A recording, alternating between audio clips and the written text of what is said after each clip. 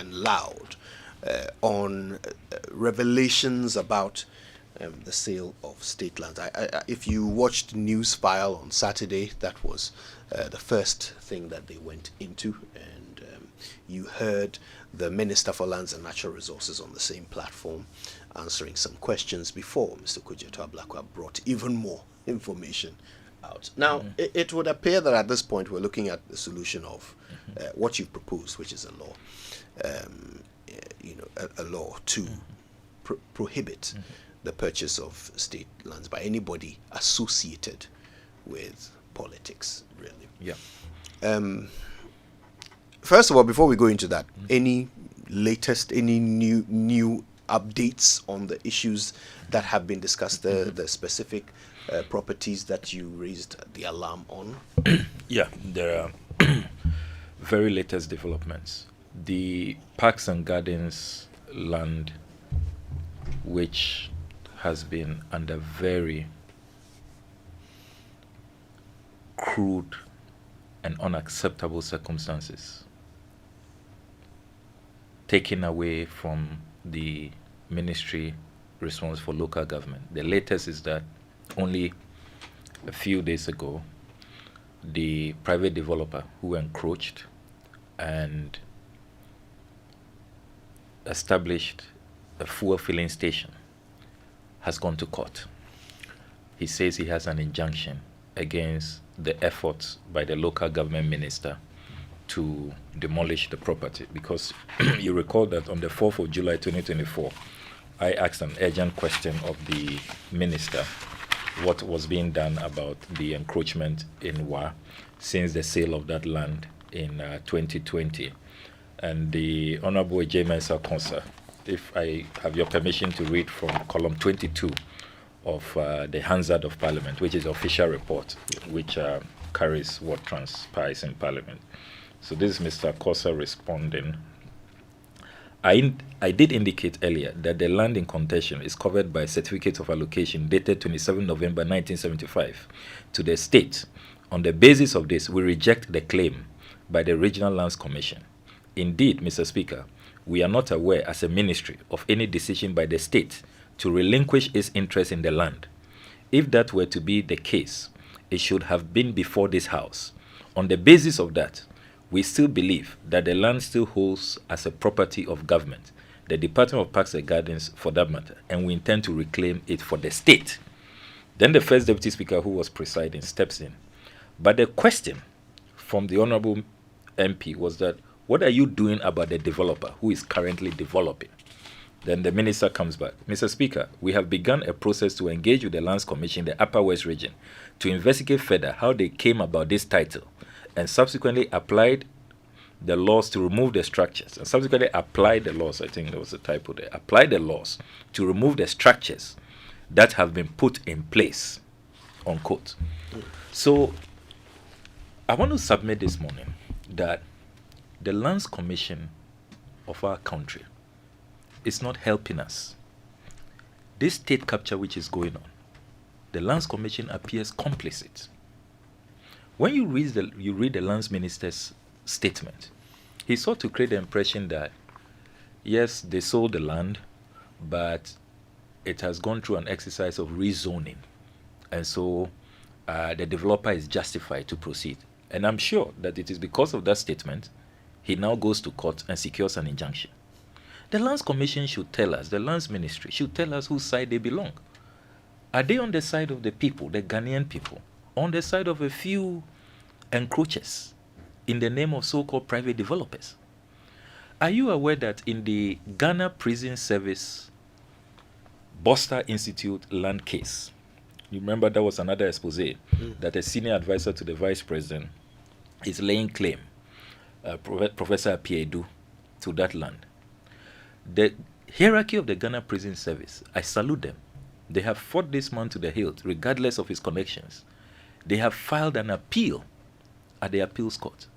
Will you believe that the Lands Commission has issued a statement supporting Professor Apiedu? That I have it here, and they have filed it in court, that the prison service should just back off and stop wasting everybody's time. Can you believe that? I have here the letter, Director General, Ghana Prison Service. Read petition, lease granted in respect of plot number 6, situate at Roman Ridge Residential Area. In 2005, the Lands Commission, on behalf of the President of the Republic of Ghana, granted a lease over plot number 6, Roman Ridge Residential Area in Accra to Professor Kweku Apiedu. The lessee has brought to the attention of the Minister of Lands and Natural Resources and the Commission that he has not been able to take possession of the land. His land is being cultivated by persons who claim to have authorization from the prison service. Since the state has already committed the land, the Commission requests that the lessee be given access to the plot to honor the development covenants in the lease. We look forward to your prompt action on this request. And it's signed Suleimana Mahama, Executive Secretary. They are doing this all over the place. The cantonment's land, cantonment's parks and gardens, whereas the local government minister is taking active steps, and I've publicly commended him. That's one of the few patriotic, forward-looking ministers in this government. After his assurances in Parliament following my urgent question, he went to the site,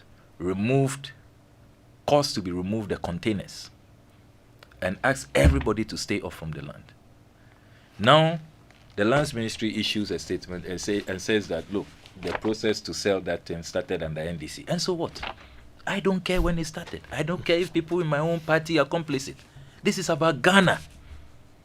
It's about Ghana. Our only horticultural zone. Why should we lose it?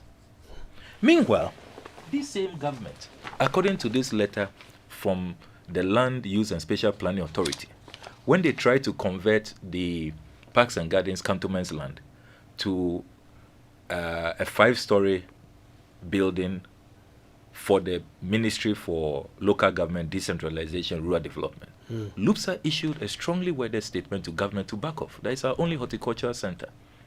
And this dated July 19, 2021, signed by Kwejo Yeboah. So, same government, same appointees of the president, but they are acting differently. And in the process, we are losing all these lands. That is why the Public Assets Protection Bill is so crucial. Because the analysis we have done, more than 80% of all of this land grab will stop if politicians, politically exposed persons know that they can no longer have it for themselves. Look, we are giving these assets to manage. What we should be telling the Ghanaian people is how much we have added, the value we have brought to them, how well we've protected these assets, not how cleverly we hived off some for ourselves and for our personal interests. It's so wrong. And you see, let's not underestimate the anger of the Ghanaian people. You saw the backlash with this siren thing. It is an accumulation of many people thinking that the political class is not really serving the needs of the people. We are being too selfish. We are being too narrow-minded and always thinking about ourselves. This ought to change. And I want to salute colleagues on the other side. Over the weekend, I was working the phones, and I've got 5 good MPP MPs who have agreed to come on board because I want this to be a bipartisan effort. And I want to salute our colleagues on the others. Because you see, at the end of the day, some people say that, oh, is he not doing this because we're in an election year? Is it? No. You see, if this law is passed, it bars everybody. I've even met some NDC supporters who say, but you, some of these, your crusades, when it is coming to our turn, or the research, the polls are saying that we are coming, then you are putting spokes in our works, making things difficult for us. I said, no. Look, the patience of the Ghanaian people is running out. We've seen what has happened in Kenya, Burkina Faso, Mali, Guinea. Nobody is going to allow this to continue for another year. And that's why I salute our flag bearer who has said that he will not allow any appointee of his to buy a state asset. So I have every confidence that if President Akufo-Addo does not assent to this, President Mahama will sign. He will assent to this bill. Look, Lands Commission. I was reading the latest intercepted report on the Bulgarian Embassy. Yes, that matter. Yes. And you see, the complicity of the Lands Commission. I now understand why the Lands Minister failed to publish the full report, even after I have sent an RTI request to him. Because his own people were guilty, neck deep. Look, will you believe that and I didn't read this on Saturday on Newsfile, the acting Solicitor Secretary of the Lands Commission, who appeared before the Justice Ofuriata Sole Inquirers Commission. Listen to what the acting solicitor said. This is the acting solicitor for the Lands Commission. Okay. I'm reading from page 17 of the report. I noticed that there were a lot of legal issues conflicting as far as our records go. In fact, one of the reasons we have that situation on our hands is the fact that the Land Registration Division and Lands Commission then were operating in their own silos. So there was no coordination between the SY Land Title Registry and the old Lands Commission. And even up to date, we are having situations where government land is registered as private land. Can you believe that?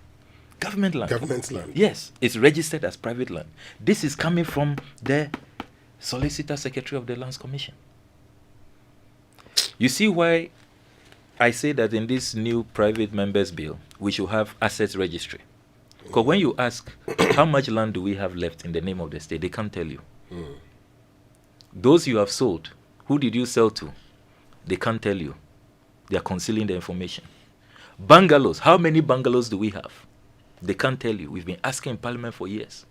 And yet, when it's time to sell, under the guise of Accra redevelopment policy, the latest victims are Roman Rich. They have been asked to move out, that private developers are taking over. So this has to end. And you see, deliberately, people are creating so-called data challenges and lack of coordination problems and all of that. And when you read this report in full, and you I mean, just look at what the sole inquirer said.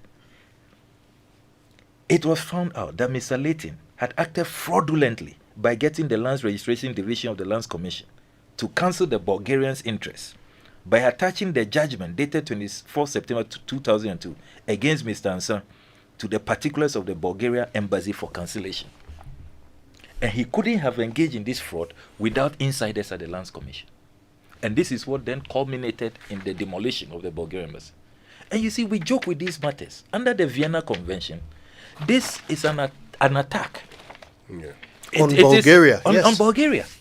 It can, look, we are just lucky that they said, oh, for long time friendship, they were very close to Nkrumah, so they will forgive us and all of that. Now, we have to pay compensation 5.3 million cedis. The luck we have is that unlike the Nigerian embassy demolition, we must salute Justice Kwesi Ofuriata. He recommended here, quote, the following recommendations are hereby made. Mr. Jojo Hagan should be sanctioned for not following due process in the eviction of the alleged trespassers and the demolition of the building, and should be made to compensate the Bulgarian embassy. Yes. So why do we have to pay? The recommendation is that he has to. But guess what? For more than 2 years, the Republic of Ghana says they can't find Jojo Hagan. Jojo Hagan, who did the demolition and sold the land to President Akufo-Addo's appointee at NDPC. And you see, there always the political connection. Dr. Yao Ampuma, who is a star witness in the Upuni case for government. He also says he told the commission that as soon as he paid Jojo Hagan, he couldn't find him. Jojo Hagan went missing. The whole government can't find Jojo Hagan. Last year, I filed a question in Parliament asking the Attorney General what the update is and all of that. He says they still can't find Jojo Hagan.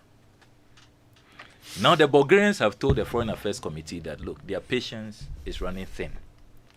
If you can't find Jojo Hagan, then be prepared to pay us.